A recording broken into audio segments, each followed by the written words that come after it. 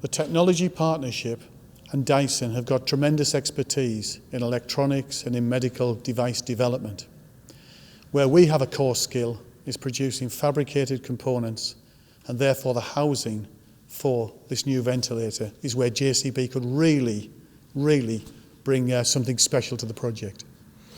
So in a matter of days, we've worked side by side with the design team from Dyson, with our design team here in Cab Systems, to come up with a housing design that will house all of the special components for the ventilator.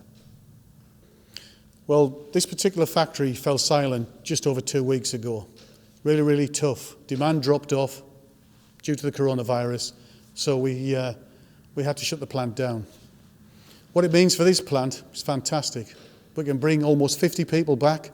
We can get the production line going again, but instead of making cabs for diggers, we can make housings for ventilators. Fantastic. We can't wait to get started. We want to get started. We want to get the production line going, and we want to work out how we do hundreds of housings for ventilators every day. This is a national emergency. This is all about saving lives. And as a British company, we must and we are proud to play our part.